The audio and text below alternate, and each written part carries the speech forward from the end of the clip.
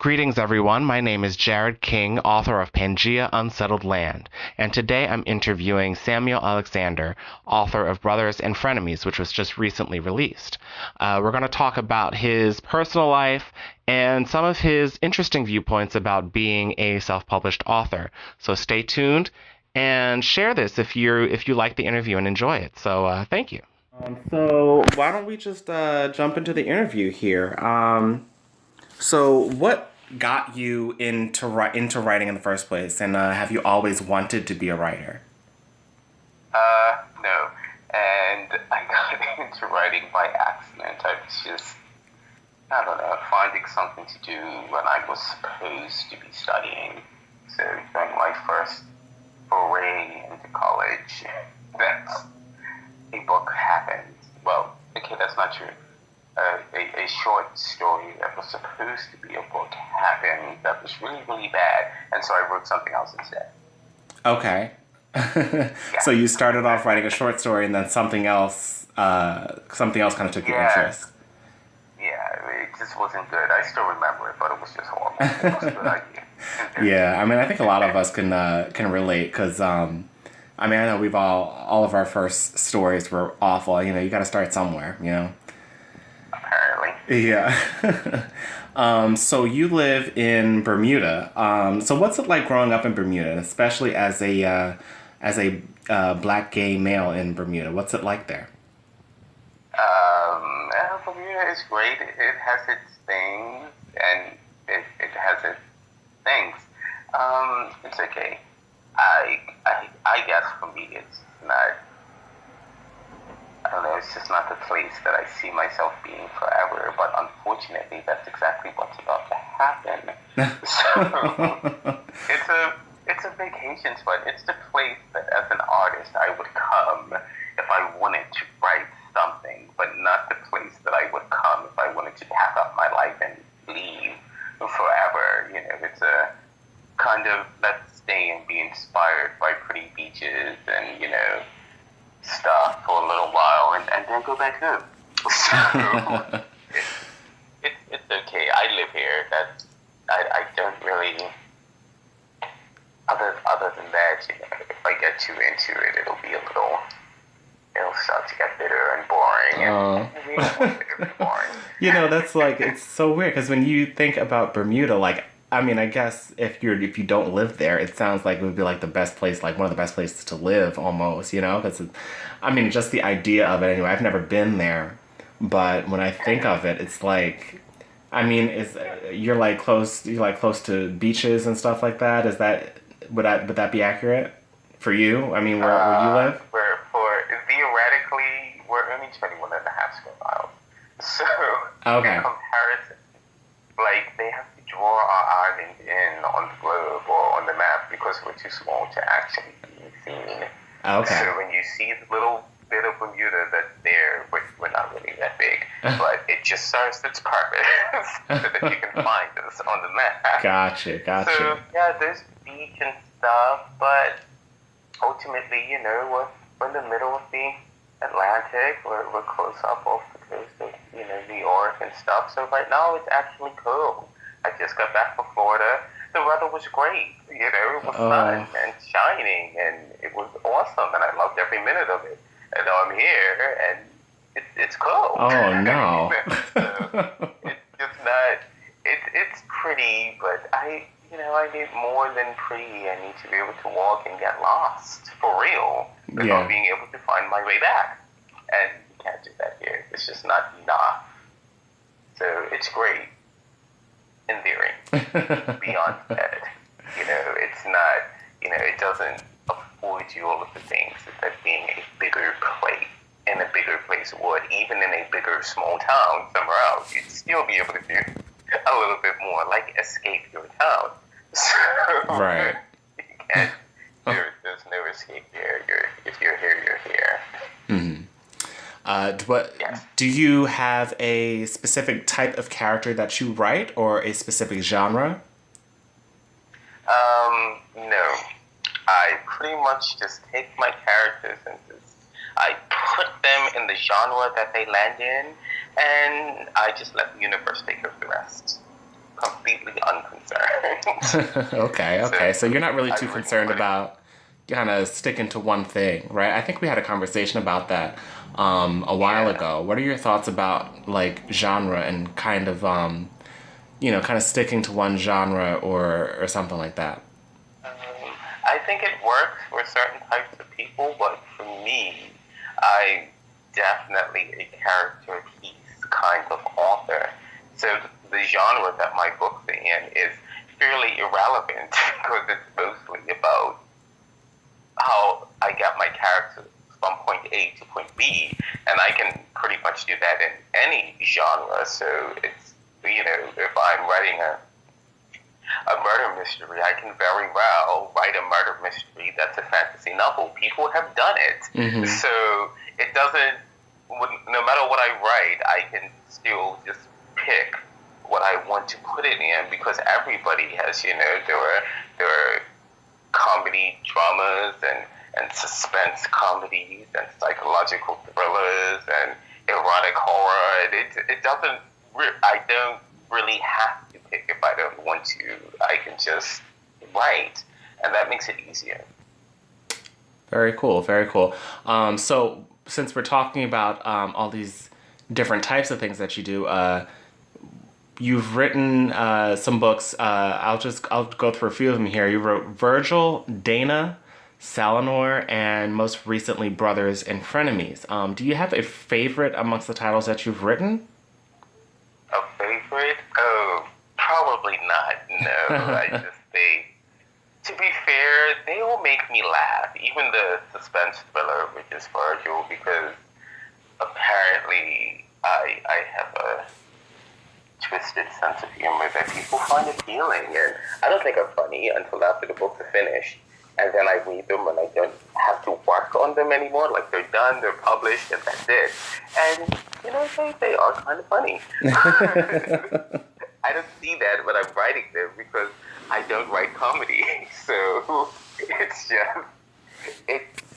I find there are elements that are very me in all of these books, and those things tend to be the type of things that make me laugh. And so I enjoy all of them for different reasons. So there's no real favorite. Which books do your readers seem to enjoy the most? I can't really say that because, unfortunately, I don't really sell books. I just know that with each book, more people start reading them, and the things they like about them are the things that are in all of my books. So theoretically, once more people start buying them, then I might actually be able to answer that question. As it stands, I just have people who like them all, and that's just, where it's at. Yeah, I think that's that's good as well. I mean, like I'm coming out with a book very soon. I hope that I can get some buyers. I'm trying, but yeah. I mean, it's definitely a tough game. So it's good to have anybody that that kind of sticks with you through multiple books. So let's talk about Brothers and Frenemies a little bit. What is the story about? Well, the story is about four guys who have issues either at home or internal, psychological issues, specifically for adolescents who grow into teens. And ultimately, they bully kids in school. And one particular kid that they pick on, they befriend him for some odd reason, and it just sort of kind of happens. It's not like they actively set out to befriend him, and he most definitely does not want to be their friend. But stuff happens. You're 10 years old, and things change, and you grow into teenagehood. And ultimately, it's about how they all find themselves through, because of this addition to their foursome, now that they're five. It's basically about how this one new person brings out all of these things as they, get older, because obviously, they go to high school, they stop bullying kids because it's not, they grow out of that phase. So as they stop projecting their adolescence and they start dealing with it, it's mostly because of this new friend that they take on that everything starts to unravel and challenge their friendship. So it's my take on coming of age. It's very unconventional, and it's not clean or polished or any of that stuff. It's just good raw. This is what it's really like when you're a teenager storytelling. Yeah, I read it and I found that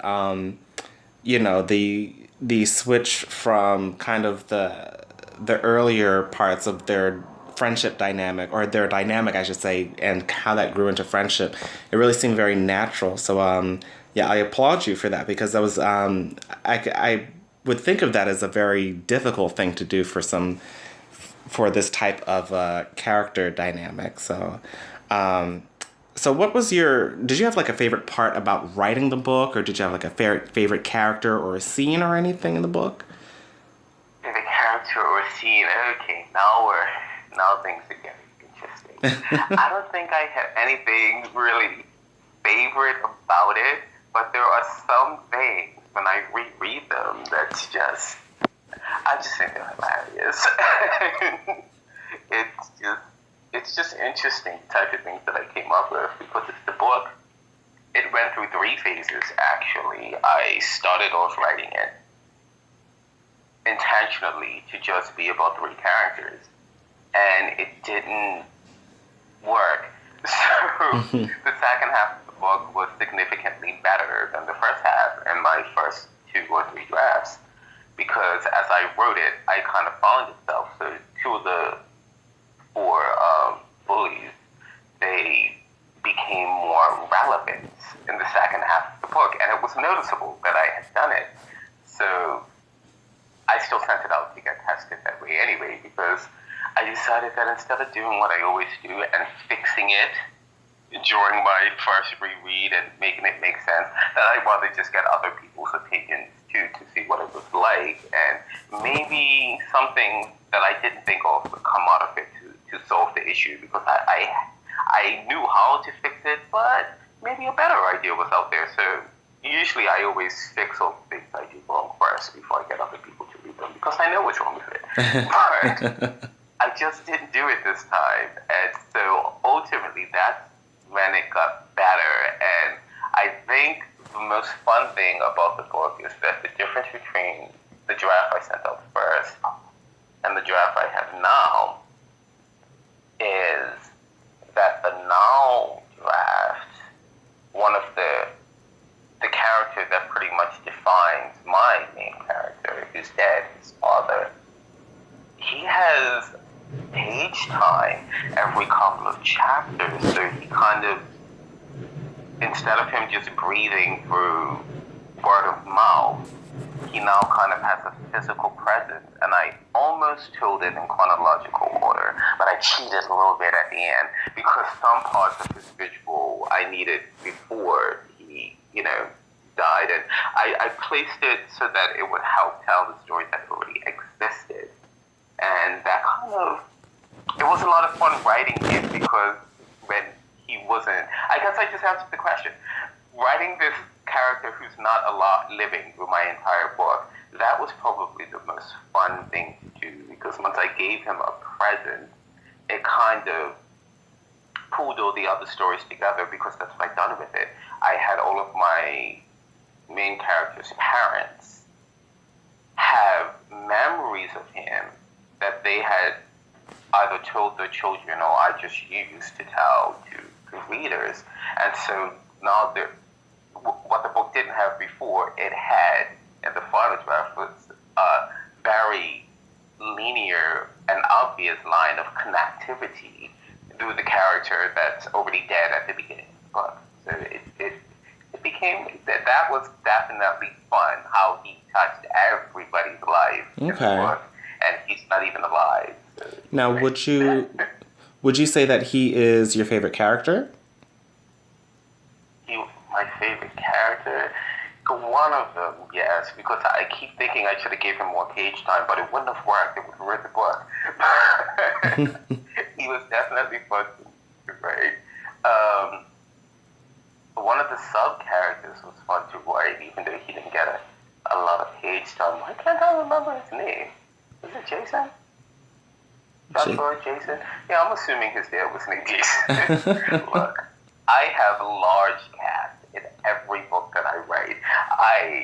I have to think a little bit, but yes, Jason, he was fun to write because of his dynamic with his brother and his son, because he was dealing with the same issue with both of them, so it was kind of like deja vu.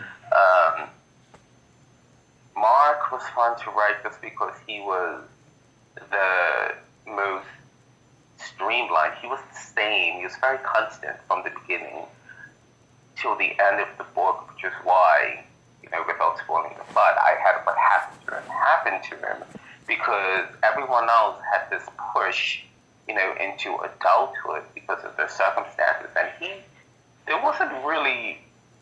was dealing very well with life. So he needed something to get him to kind of break out of that. But mostly, the most fun character to write was, oh man, it was definitely, it was probably Joshua. He was just, I don't know what it is about him, but even though he's not the character, he was just fun because of his relationship dynamic with Octavius, who was also fun to write, and he got the least amount of page time, which is so sad.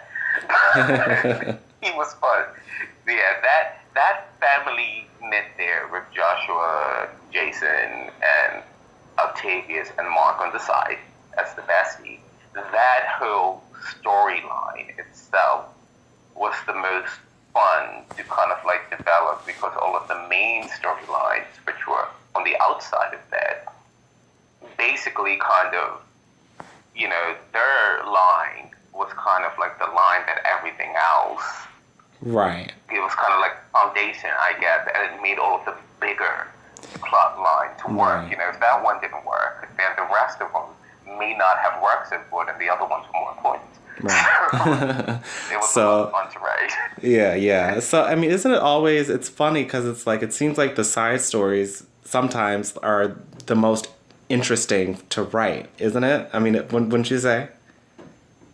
Yes, sometimes they are, because sometimes it takes something that isn't really the most important thing, like I just said, in order to make everything else work. Mm-hmm. And so the thing with all of my side stories, because the main story is with the fifth child whose father is not alive. So the thing about the side stories of his dad and how he, met his demise, which is where the book starts. So no plot spoiler there. He's dead in the first few pages.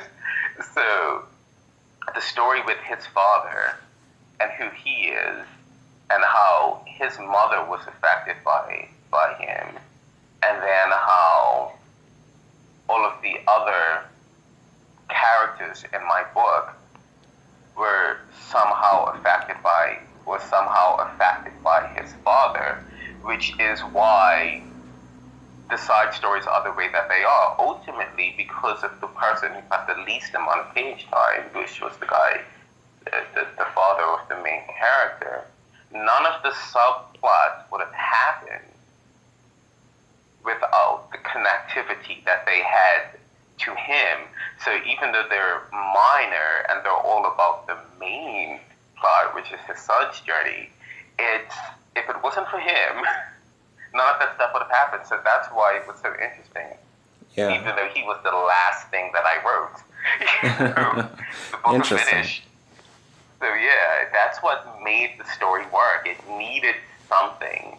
And him and the first 5 chapters, because I introduced parental dynamics to show what they were like a little before, or even a little after they had kids, like when the kids were young, or before the story actually starts, without all of the setup and then running him all the way through, it wouldn't really work. So the little tiny stories are the things that give you a better understanding of the characters. So yes.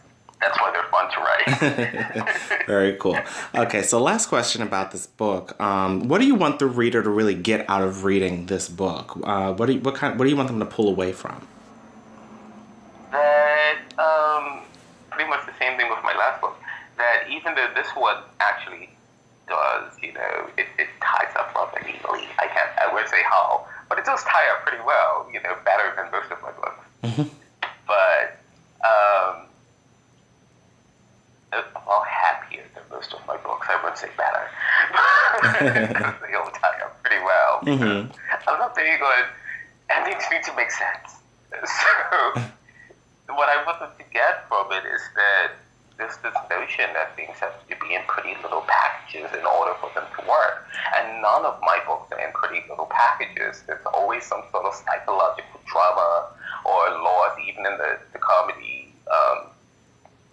Even in the funnier, erotic one, there's always some sort of seriousness that's going on that I've got wrapped into all of my books, some sort of intrapersonal drama, and it's intentional because in real life, no matter how happy the ending is, getting to that happy ending isn't always so pretty, and the notion that it needs to be clean in order for it to work, I think it's overrated. You could tell it exactly the same way it would happen in real life, and people will get it. You don't have to overdo it and, add the fluff. You can write it without the fluff, and it will still be okay.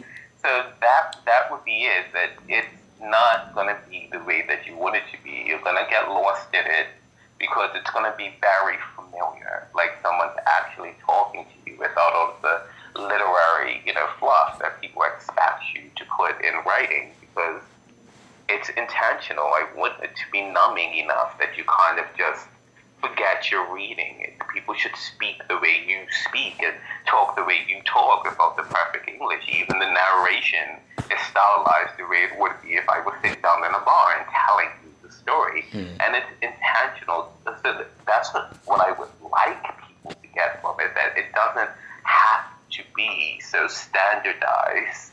In order for it to work. You can write real, and it will still be okay. And so far, so good. That's what people actually like about it, which is why more people read the book. Very cool.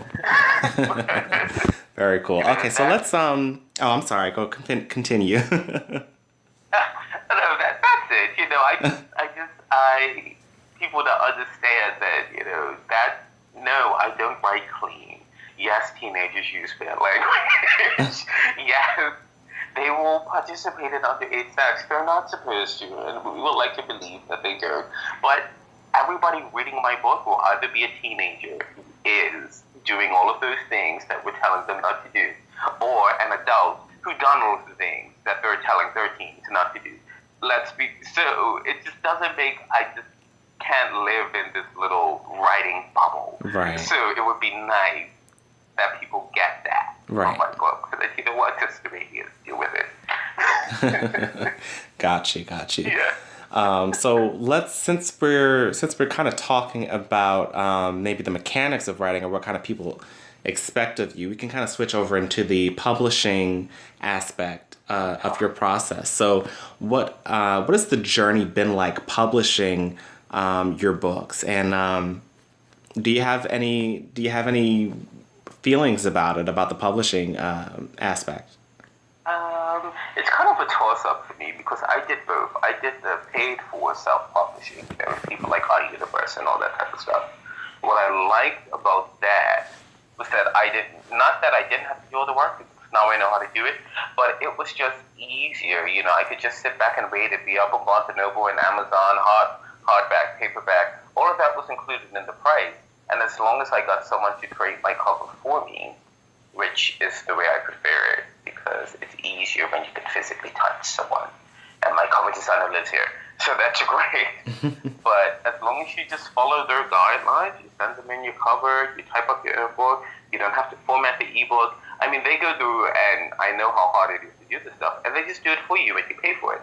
The problem with that is that a lot of people, especially book reviewers, they don't really like the vanity typefaces. So they won't review your books. They're very, posh. about what they consider self-publishing, but you know what? Even if you pay for it, it is still self-published. There's no getting around it. It's print on demand. You know, it's not high-tax publishing house. So I did that. And now, for the last 3 books, which soon to be 4. Wait, you just said 4. You just gave me 4 books. Right, I can't say that. Okay, so yes, the last 3 books.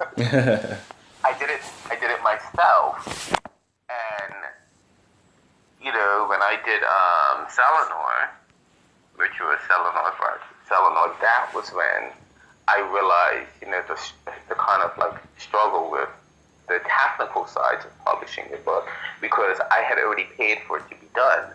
But then I had a friend of mine who re-edited it for me because I read through it. And I got rid of a lot of the exposition because I wanted it there, but I just didn't do it well.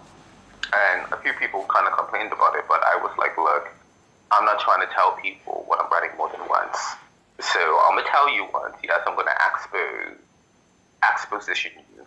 And I don't care that this is frowned upon, because after I tell you, if your brain can't remember it, that is not my issue. I'm not going to keep telling you 700 pages of book.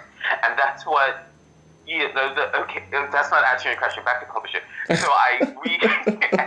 Well, hold on. Let me stop you there, because isn't that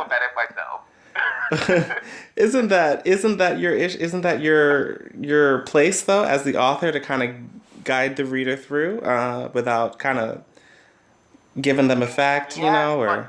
Okay, if we're gonna sidestep for a little while with actual writing mechanics, I'll say this is that. The first thing that people would tell you is show, not tell. And I break the rules all the time. And in some of my books, I will just show the hell out of stuff and not tell you anything, which is what they like.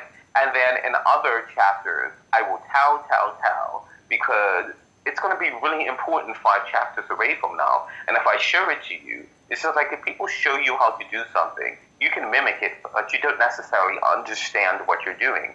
Ultimately, I need you to know the finer points of what's happening here, so that when I show you something later, it'll be in the back of your brain, and you won't have to try to figure out what I'm showing you, because I've already told you. And so most people actually, they have problems with that, but ultimately it's like, how many times am I going to have to show you something when I can just write 2 to 3 paragraphs and tell you everything? So every time the situation pops up, I won't have to keep coming up with brand new ways to show and not tell you, because I've already told you. And now I can just focus on showing you the things that involve what I've told you. So that's just one writing issue that I have, mostly with other authors and reviewers, because readers, they don't care, I've noticed. So that's another problem. But technically, I had to reformat the book. So I had to put it in 6x9, which doesn't exist in Word, but at least the newest version of Word, the one I had then, it was kind of off by a few. No matter how accurate my measurements were, it still wouldn't be exactly 6x9. And I measured it. It just annoyed me, and I didn't figure out how to get my name on one side and my book title on the other side, while eliminating it from the pages that I didn't want it on. I tortured over this book for 2 weeks, lost sleep, was late for work some days. I took my laptop to work, and I'm a dishwasher, so I used to have my laptop, which is not waterproof, and it was a Mac, and it was going out at that time, because I had it for a while, so it was on its last legs, and I was there with wet fingers and everything, trying to format this book. So basically, I put a good almost 24 hours into this book daily for weeks in order to format it, and I still didn't get it. But the ebook version, that I figured out fairly easily, because that was, how to do the chapters and all that type of stuff. Unfortunately, all of my chapters were character names, so that was weird. So I had to put numbers beside them for navigational purposes.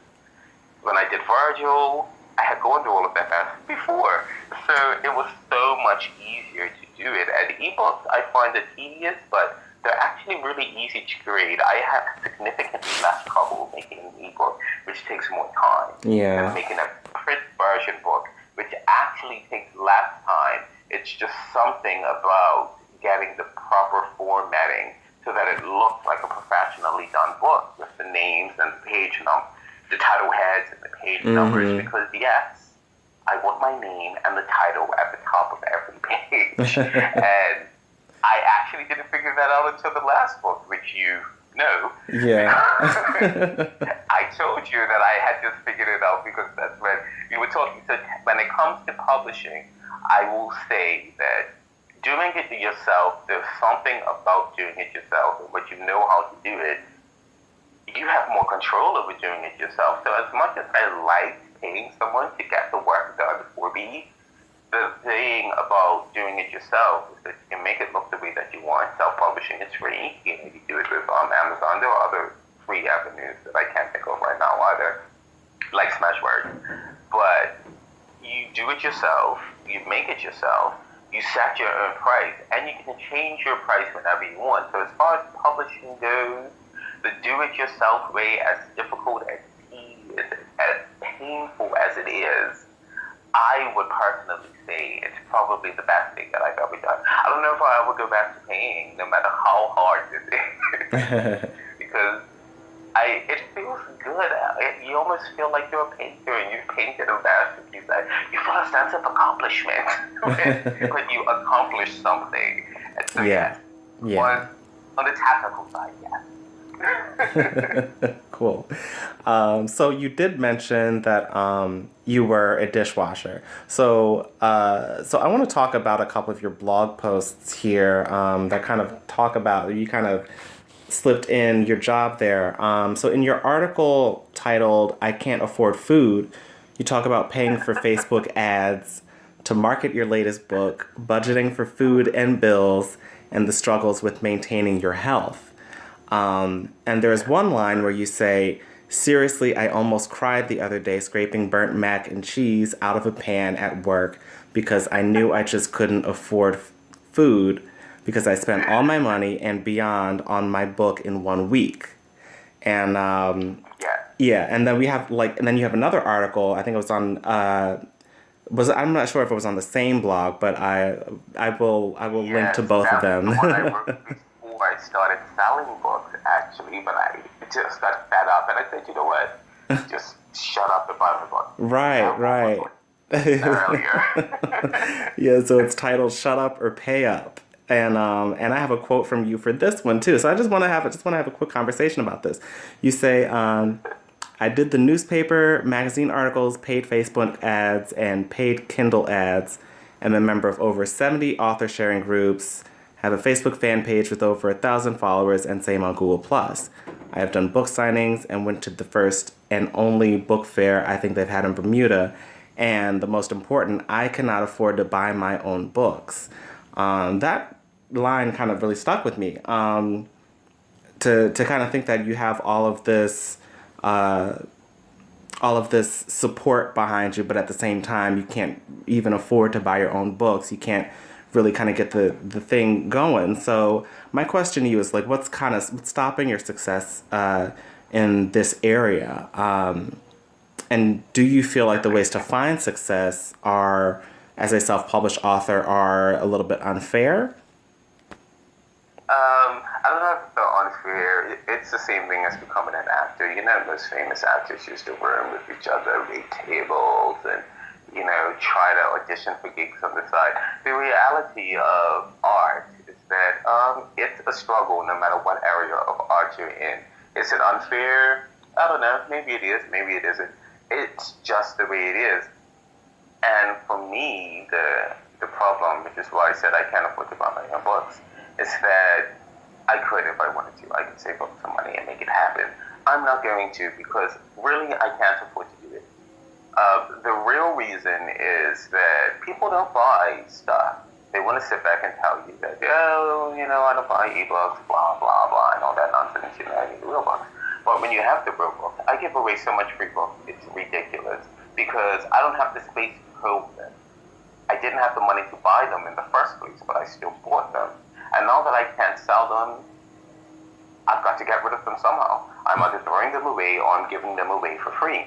Ultimately, people don't back up their mouth with their paychecks. They just talk the talk, and that's it. They're just talkers. And I absolutely refuse to spend my hard-earned money importing books to Bermuda, which is expensive. A $3 book. If I could buy this book for cheap, $3, it would still be a $15 plus book if I sold it here, which would barely make me just about $1 at best, and probably not even that, because I'm going to sell it as cheaply as I humanly can in order to convince people to buy it. So yes, we're talking a $12 markup with shipping and all of that type of stuff, just to make less than $1 off of a book. So no, I cannot afford to bring them in here for you to not buy them. And that was the thing with that article. It's like, it's only 99 cents, and you didn't even have to read it. I don't care. I honestly don't care. I know I should care, but I don't. Because you all live here. I know you all don't like to read. I know you don't want to read my books. There are millions of people out there who do want to read them. If you guys don't buy it, they are never going to find my book. And it's only $1. And that new pair of shoes that you still have in your closet that still smell like it's brand new because it's still in the shoebox with the tags and everything, cost you over $100. And you ain't even using it. Why can't you waste 99 cents on my book? It's the same thing as far as I'm concerned. So that's pretty much where that came from. It's like you do all of these things and you share and you share and you share and you share, and your book's only 99 cents. And then you roll over other indie, yes, I'm bitter. You roll over other indie authors, books who are way up at like 20,000 sales rank, which is still far from number one. So they can't quit their job yet. But you're wondering how they're steadily staying up there when their book is at its worth price. It's like $5.99 and above. And here you are, selling your soul all day, publishing this stuff and sharing and sharing and sharing and asking people to share your stuff too, which they don't. And you can't even sell books when yours is 99 cents. And these are just regular people who are still broke just like you, but they're just broke and doing better. So, they still ain't got the money, but they're just doing better than you. And it's just frustrating. So that's what I think it really is that, if I'm being perfectly honest, psychologically, I think that people don't want to do it because they have this thing about success, and they know that if they help you, you'll be doing fine, and they'll still be where they are. So the world's just full of haters. As bitter as that sounds, psychologically, people are like, if I can, then why should you? But ultimately, 99 cents as an artist is going to help me become a better artist. And encouragement and kind words won't do anything for me. But on the flip side, if you're in college and you're studying for an exam and you're kind of losing faith in yourself and something like that, then yes, I can't buy you, I could, but that would be cheating. But I can't buy you a passing grade. But what I can do is encourage you to believe in yourself so that you pass that exam. It's two completely different things. Ultimately, in one circumstance, a little bit of encouragement and, faith and belief is going to help you achieve your goal of getting your degree.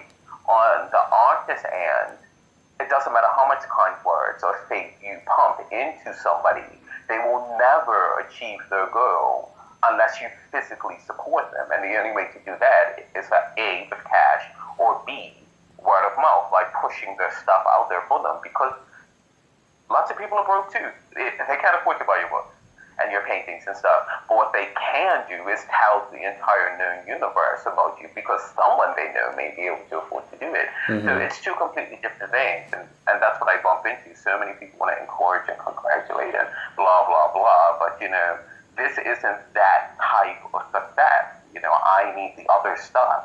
And that's what nobody wants to give. Okay. Yeah.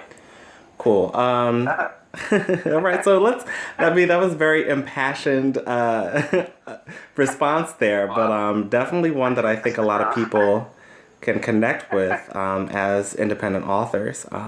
So let me ask you about this. So anyone who goes to your blogs can see that you're a poet as well, and we've also talked, and you've mentioned a music project. What do you get out of these creative ventures, and do you foresee any monetary gain from them?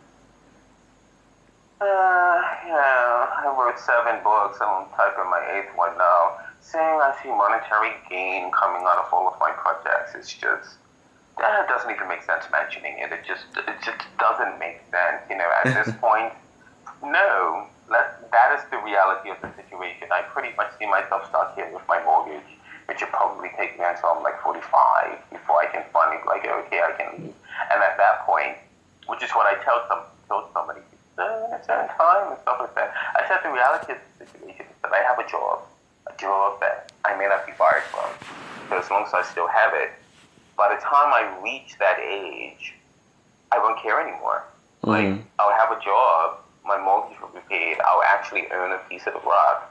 I won't care if I'm a successful author anymore. At that point, I will probably, more than likely, as much as I hate saying it, I might just save money and just give up on this whole writing thing and just tour the world. Because that would be more self-fulfilling than, chasing a dream, because I won't need to chase it anymore. I've made it to a point where it's actually no longer a necessity. I'll earn a home, I'll have no bills anymore, I can just leave. So what I get out of it is that I'm hoping that something will come out of it, but realistically, I don't really think about it like that anymore. I fantasize about it, but I don't realistically think about it because my reality is mortgage. And beyond that, it just stops me from dealing with the real world sometimes, because the real world sucks. And I like to live in my little fantasy world sometimes, because that's exactly what it is, accepting awards and, crowds sitting, watching my musical and, all of this type of stuff. It's just the world that I envision myself having in my head when I don't feel like thinking about the real life that I have. But if it doesn't happen by the time I'm done paying for this, house, I don't even know if I'll continue fantasizing about it anymore. So I don't know that I want to get something out of it. That's the answer there. I want to get something out of it. But you're not expecting it. Monetary stuff, but realistically, no. Gotcha. I didn't even really think. Gotcha. Yeah. Well, Exactly. I'll have to come and interview you when you turn 45 and see where you feel at that point. And what did you say? I said come back in 10 years. Yeah. So you said you're working on another book now. What can we expect, and when can we expect it? What's coming down the pipeline for you? Well, since all of my books are ultimately also romance novels, unconventional, of course, because I don't do sad. They are essentially romance novels, which is why a lot of people like them for the same reasons that they like romance novels, but they can get rid of all of that crap. That's just, the predictable crap. Yeah, I don't write that stuff. So, ultimately, I'm taking everything, all of the suspense, like with my last book, Virgil, the psychological thriller. I can do dark. Dark is easy. That's what most of my poems are dark, and that's an entire different issue because people don't understand poetry the way that they should, which is just weird. But dark is easy, so it's going to be dark. And humor, apparently I'm good at that, so it's going to be funny. And it's definitely going to be a little steamy because up until Selenor, all of my books are semi-erotic. So, I like a good sex scene. So it's going to take all of that and combine it into anthologies. And it's going to be short stories, but they're all going to be stylized so that you don't really know whether they will end or be continuations. So I'm going to kind of, fuck with people's emotions. Wait, can I say that? You can say whatever you need to. So I'm going to play with people's emotions. Like, I was trying really good too, I was like, I made it this far without using anything. What's the language? And then it just slipped right in there. What can I say? I tried my best. It's all good. But yes, I'm going to play with people's emotions because I found that there are lots of things that different people like. So in order to get people to read my books, I'm going to have to play up certain angles. So when I do the fantasy one, even though all of my books are, again, they're character pieces, they're romance novels, they're suspense novels, they're action, because there are fight scenes in all of my books as well. So they're all a compilation of things that I just set in the genre that works best with the story I'm trying to tell. So this isn't going to be the only anthology I write. I'm going to have a fantasy anthology as well, which it's going to deal with more of the storylines that fit better in magical realms. And that's what I'm going to do. I'm going to take the part that's the easiest to sell in the stories that I'm writing, and I'm going to upsell it and see how that works. Because getting people to read entire stories is just not working. So I might as well. I have so much stories in my head. I'm talking like 20 or more that I can't even really think of. So it just doesn't make logical sense for me to just keep writing whole books when I can write smaller chunks that are. I can just turn all of my ideas into short stories and just make them punchier. Very cool. And save myself the stress. And the ones that don't work as short stories, well, I'll just have them continue in a part 2 of the exact same stylized series.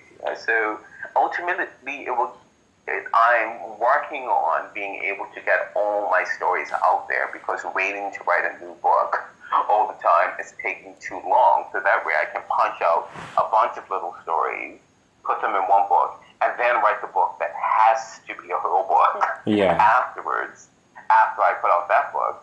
So that way I've gotten out at least 5 short stories.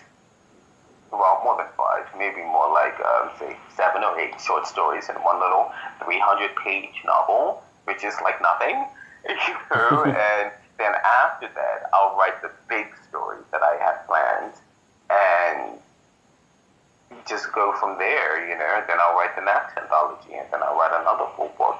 And ultimately, the real goal is to get enough followers that I can actually write part 2 of my trilogy, because I have no intentions of writing a book that massive, because it's going to be big, and the first one was big, and I just don't want to go there. So yeah, this anthology is the first one. It's going to be a little steamy-ish. It's definitely all, gay romance, and I'm just going to go for it and just see how it works out, in my style, which is, that's the trick there. It's going to be my kind of romance. So if it sells, it'll be steamy enough. It'll be okay. That's good. That's good. Well, I'm definitely looking forward to it, and I know you have people that are definitely going to be looking forward to what's coming up next for you. But that's all I have for you today. Thank you so much for joining me for the interview, Sam. All right, not a problem at all, and thanks for having me. No problem. Thanks for listening. You can follow Samuel Alexander by giving him a like on his Facebook page. Just search Samuel Alexander Author on Facebook. And you can also follow his blog, samalexwrites.blogspot.com. And you can view this anytime on jaredking.com and give it a share. Thanks.